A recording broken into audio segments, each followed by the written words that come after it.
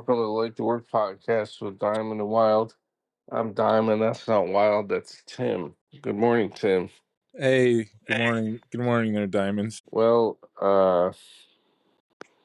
one thing we were talking a little bit off air on how we slept. I've been having a lot of weird dreams lately. Last night was no exception. There's some sort of ultra-violent video game that I was trying to stay plugged into. I was on a team with a guy named Tim and another guy named Tim that I'm friends with for a long time. Just woke up once to pee. Otherwise, I actually slept pretty good last night. Did take some melatonin, but Was the go ahead. ultra-violent video game something that happened or a dream you had? It was just a dream. Okay. It was probably based on Helldivers because Helldivers is pretty violent, but I remember as a kid if I would play like the N64 all day, I'd have very, very repetitive dreams about like playing video games. yeah, like the puzzles and stuff. Yeah, Yeah. when I was playing a lot of Slay the Spire, which I just recently beat, for anybody who's interested, the final boss. I was like dreaming that I was like having to sequence very specific things in an annoying fashion. But you had a little situation because you have a puppy. So what you started to tell me there was some issues with vomiting. What happened? I got in bed last night and dog got up on the bed. We were laying there for a second and then I hear the dog like heaving. And I'm like, oh shit, she's about to puke in the bed. So I put my hand like by her mouth so she can puke into my hand, hopefully, and not all over the bed that I don't feel like, changing all the sheets on at midnight. She jumped down onto her dog bed and then she puked up some little chewed up pieces of sticks and stuff. Which makes sense because she was out playing in the yard and she loves chewing on sticks. So luckily we just kind of wiped up the floor and wiped it off her bed and called it good enough for government work for the night. But yeah, it kind of sucked. Yeah, having a puppy, or I guess any dog, really can lead to some like really effed up situations right as you're about to go to bed that will make you feel like a crazy person.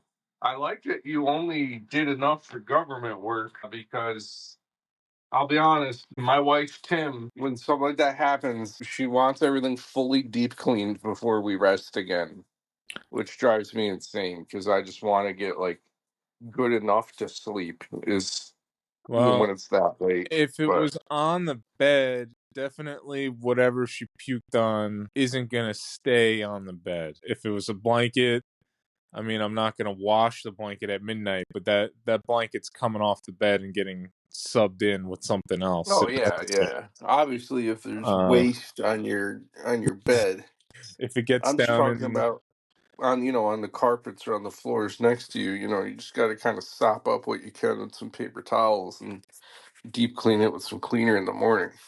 yeah, I mean, if it's like if she had peed we got hardwood floors in here, so if she pees, it's no big deal to wipe that up.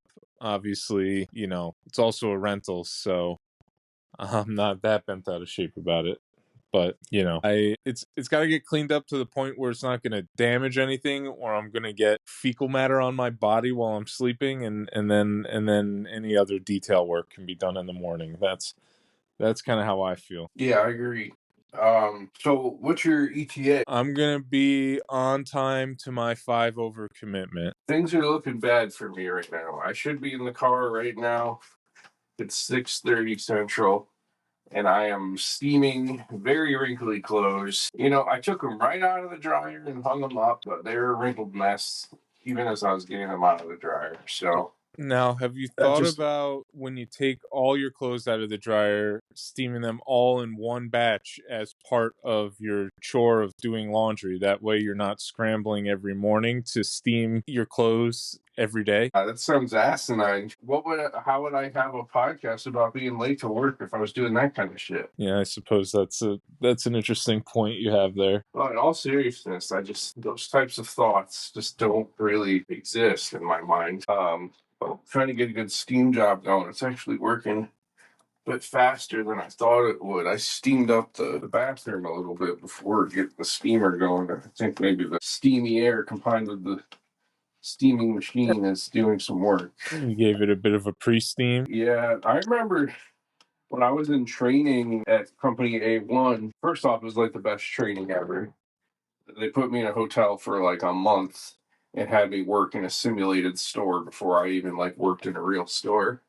And they did a ton of like psychological training on how to access people with different personality types. It's very helpful and interesting to me. But I remember I was having trouble getting my clothes ironed, and I was just like actively talking to the entire classroom of trainees, like, does anyone actually get this iron thing to freaking work? And like debating like ironing with people. And I remember just like insisting that I was so stupid that I would not be able to actually get my iron to work. And some guy told me, dude, all you got to do is you're in a hotel, turn the shower on hot like 45 minutes before you're ready, and then just put your clothes in the steamy room. So I used to do that for years while I was traveling. It's just like waste a ton of water and steam up a Yeah, hotel yeah. bathroom. All you gotta do, dude, is use about 80 gallons of water. Yeah, so that for a long time worked, but it kind of stopped working. I don't know if it was the nature of my wrinkles got more serious or what, but the other thing that would happen is that like I would like almost like permanently destroy the bathrooms sometimes. Like I would come back from work that day into my hotel and walk into the bathroom and like the ceiling would still just be wet and like drip on me. It's like that's probably damaging something. These hotels So I didn't kind have of stopped fans doing in the it. bathrooms. A lot of those hotel bathrooms don't have like a manual fan. They just have a fan that's kind of like lightly on all the time. That's Or why maybe you it weren't kicks up able a bit to. when the light is on. Maybe that's why you weren't able to steam your clothes as well. Well, it still got pretty steamy in the room if I wanted it to. But Okay. my clothes started getting more wet than like there were times where like I definitely fucked up and like overdid it and went in there and my clothes were just wet from the condensation in the air. And then I just had to wear wet clothes. What's the status of your sock box? Can we get a sock box update? The sock box is in good shape. I was able to really get ahead by the infusion of non unique socks. And in the period of time that it took to go through the non unique socks, the unique socks all kind of came out of the wash at similar times, so that I've had a handful of pairs. So there's a lot of socks in the box, which is a good sign. I was able to find a pair today while we were recording, and it was a non issue. And this is a unique pair. This is a cute, unique pair of socks. So all in all, buying like I bought, I think 10 non-uniques has really enhanced the process, and I probably am gonna buy some more. What about your socks? My socks, for the most part, have several pairs of 2 or 3 different types of socks, so matching them is pretty easy. I usually match them right when they come out of the dryer. I fold my laundry, put it away, and it's a done deal at that point. No problems about the socks in my household usually. So you have unique socks and just effortlessly find new ones? I do have, well, they're not all unique. I have 2 or 3 different styles of socks, but I have many pairs of each style of socks. So as long as they get matched up with a member of the same family, they're good. Do you run into issues where you'll have, a sock come through the wash with no pair and you just don't know where the pair is? Sometimes it happens, but that's just the cost of doing business. There's going to be some loss over time, and it's unfortunate, but that just happens. And like, have you ever just straight up lost socks? Yeah, I bet you there's a gasket or something somewhere that they get sucked into in the inner workings of your washer or your dryer. I bet you that can account for a decent amount of missing socks, is that they're getting sucked into the gutty works of the machine, or Yeah, because falling I out of the like, basket behind the washer dryer, or dog takes it, runs away with it, and ends up behind some furniture. that kind of deal. You sound like a scientist trying to disprove the supernatural right now, because I don't think there's any explanation for the amount of missing socks that people can experience. I think if there's anything that has made me wonder if there's mischievous little elves that live like a dimension away from us and fuck with us, it's watching shit just disappear that I know I had. But that is a probably also just having ADD. Hold on, Jacob's Well, calling me. well, I believe that in Iceland there is folklore about mischievous elves that come in and misplace your things and play simple pranks on you. I don't recall if the elves are the same as the rock people. There's also rock people, but the elves and rock people might be the same guys in the lore. I'd have to check up on my Icelandic lore, but yeah, they do have some elves that are just kind of playing tricks, misplacing socks, those types of things. Well, that's like what guys like Terrence McKenna that have done a lot of mushrooms say, that there's just little elves and fairies that are running around effing with us all the time. Sure. Or it could just be that having a sock box is a very inefficient way of dealing with your laundry, and things tend to get misplaced when you don't employ better systems of organization to your life. You just sound like a boring high school atheist. That's what you sound like. I mean, if you want to have sock fairies and sock gnomes and stuff, I'm not going to stop you. I have no dog in this fight. I only want my friend to have socks on his feet when he leaves the house. Well, I think it's insane that anybody listens to this podcast. I think it's so stupid. So, on that note, the only thing I could think is that we're gonna have to have you eat like 3 pounds of mushrooms and hang out with Dennis McKenna and see if you believe in my sock fairy or not after that. Sure, we can take What care. do you think about aliens being real? What do I think about aliens being real? I think that the universe is too big for there not to be aliens. Are they contacting us? Who knows, man? There's no way to say. I think that a lot of sightings of UFOs and things like that have ended up being like Air Force experiments or things that the Air Force couldn't explain, and instead of shrugging their shoulders and getting a reputation for not being able to explain what's in the sky, UFOs become kind of a become You think it's com- a government official trying to save face? Because like, sometimes it is when they don't know what something is, and they kind of let the speculation be that it's a UFO. It kind of saves face, and like over the last several years there's been um like classified documents coming out that basically like certain sightings are Air Force experiments, or kind of the public's being misled about what exactly things are, stuff like that. So it's like it's kind of a confusing mishmash of stuff. yeah, well, I think like the reports that aliens are real that are actually coming directly from the government are really confusing and insane. But I think Tim is here putting his socks on or his shoes on, and he says that's not real. What do you think it is, Tim? We call everybody Tim now on this. Um, I think that aliens are not real. And if you think aliens are real, that means you are an alien. Okay. Okay, interesting It's theory. an interesting theory. That's a lot to chew on. Thank you, Tim. That's a great theory. Okay, now Um, if you think aliens are really okay, I so yeah, appreciate that he just wants rolled with the punches of being called Tim. It well can that be is Tim. disorienting when your father just starts calling you Tim at 6:40 in the morning. Yeah.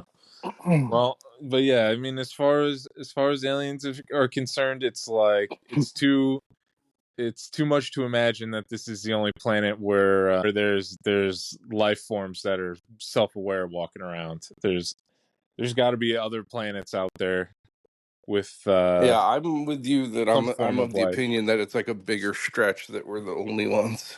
Yeah. I legitimately think that there's like, I don't think this, but I fantasize or philosophize about the idea that like there's like hundreds and thousands versions of Earth that some intelligent being is literally just doing a science experiment on of I wonder if we and so there's like a version of Earth where like the lions evolve into humans. There's a version of Earth where the not necessarily humans, but you know what I mean. The human role that we play on Earth. There's a version where they decide to make the elephants hyper intelligent and the elephants start building civilizations just to just for science, just to see what happens. Why not? So you think you're just living in a big terrarium, Tom? Yeah, basically. You think you're in the Matrix, Tom? Yeah, That's pretty cool. yeah, that's I think it's like totally possible that like all of this is a science experiment. Like God is just like an interdimensional scientist doing research on little snow globes of Earth probabilities. So what you're telling me is you think Earth could just be a Mr. Beast video. What? We take the origins of the universe and modify variables just slightly so that monkeys become hyper intelligent on this planet. And every billion years that they don't exterminate themselves, they get $10,000. Yeah, their real life manifestation in this universe is going to get $10,000. I don't know how dramatic it is. I remember like theorizing that the tech people were going to start worshiping the computer like it was a god, and I've been hearing that like the wealthy tech bros have gotten to the point where they just legitimately think they're going to upload their consciousness into the simulation god. Do you know if this is real?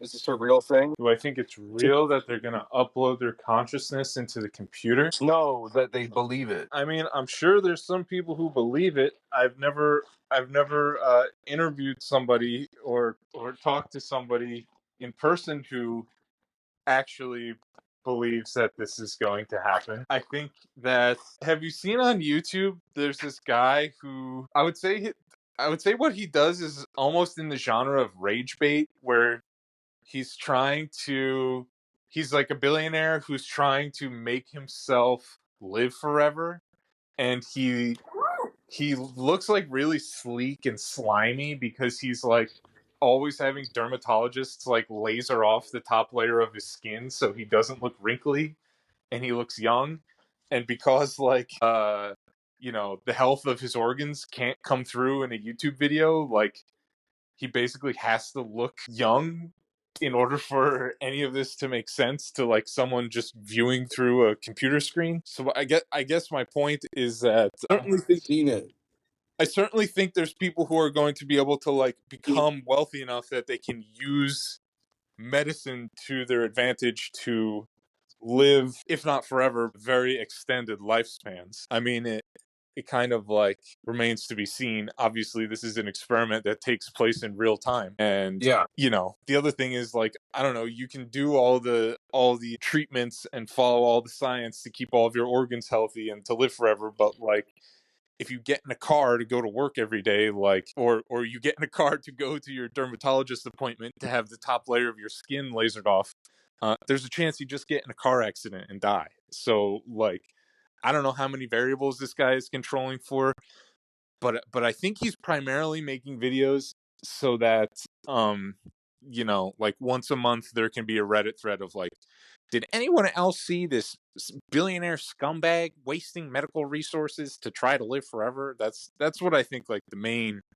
I may have come across this just because maybe he spends like an insane amount of money per day on his health. I'm sure he does. Yeah. Or something like he spends like $20,000 a day on his health or something like that.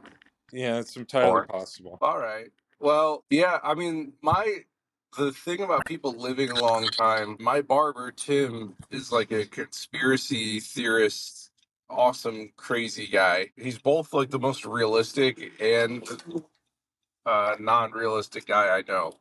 Because he'll be like really down to earth about the fact that like he's got to have a gun on him when he's taking cash to the bank. That's a bad example, but he understands the world around him, and Okay. then he'll also tell me that he thinks Nicolas Cage has been alive for like 800 years. And I think Nicolas Cage is a common one to be pointed at because there's some kind of Renaissance era painting of basically Nicolas Cage. I mean, my theory on that one is like there's only so many different kinds of guys. Like I feel like the human genome is not is pretty varied, but like it's not so varied that like similar faces don't get recycled every once in a while. Yeah, like the character creation screen has like I don't know, like thousands of options, but it's still not enough. Yeah, You're not going to see the same it's a avatar out pretty here. yeah, it's a pretty powerful character creation screen, but like I've definitely seen guys that look very similar to you Yeah, walking around. my son Tim thinks people are you all the time that don't look like you at all, Yeah. and I think it's hilarious. Like anytime a guy has like long hair, it sounds like he's from New York. Tim has just like there was like a guy coming to do insects. Sorry, my buddy Tim that deals with pests. I should have called him for advice. But there's a guy coming to do pest stuff, and he was just like a thin dude with incredibly long hair from the tri-state area. And my son Tim just walks up to him and goes, "Tim," and used your nickname. Yeah. And the guy was like, "What?" Because also that's not like a word that people recognize as a name. Yeah. So I got a big kick out of that. Well, as far as our conversation about living forever, I think that there may be some freaks that think science is going to sort everything out and they're going to be able to freeze dry their bodies and live forever, like literally in the meat world. And then there's also the strain of like Ray Kurzweil, Tim Kurzweil, techno optimism, like singularity type stuff, where you're gonna upload your consciousness into the internet and you're just gonna frolic and live forever in the computer. And I think that remains to be seen. Yeah, I have this random thought sometimes that like falls into that kind of viewpoint or theory. I have this random thought. I'm like, I wonder if I was born at the right time that like the singularity could happen within my lifetime because of like an exponential technological advance. And therefore I have some sort of like increased awareness or willpower.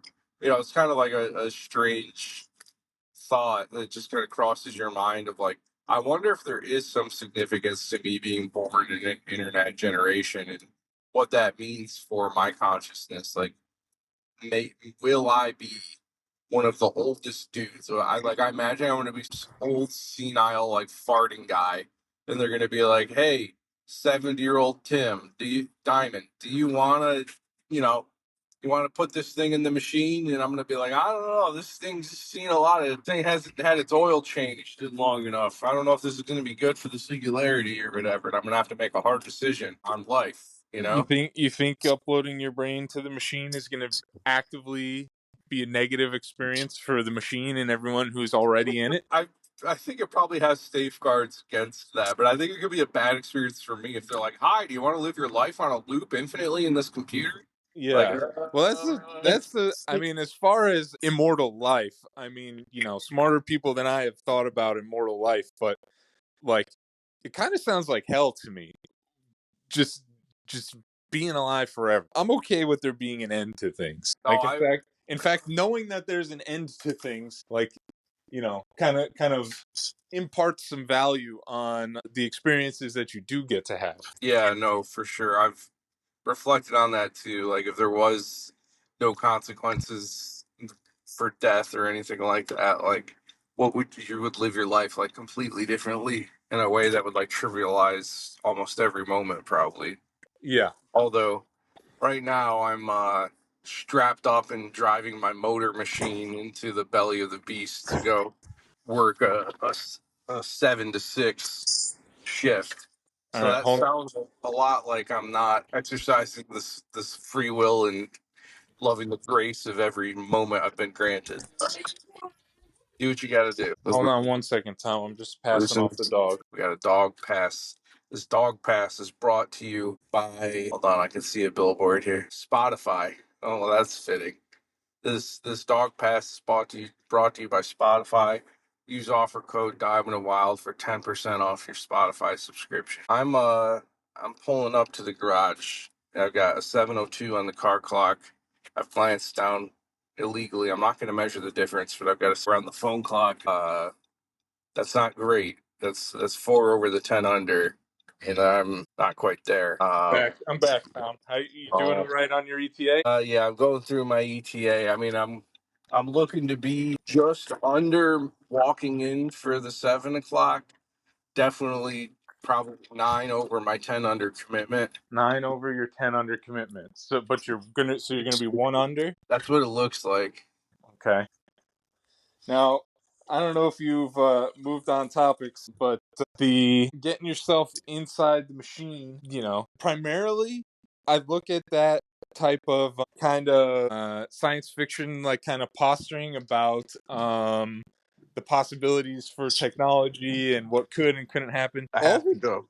All of it feels like marketing tricks. All right, well, It might be marketing tricks. we'll But, pick this up. We'll pick this up another time, Tim. All right, that sounds good. I'm Diamond. That's Tim. Thanks for tuning in. Thanks for being another great substitute host for us, Tim. And we'll talk to you soon. Yeah, hopefully Thank you. Tim's doing well on his honeymoon. Bye. Bye.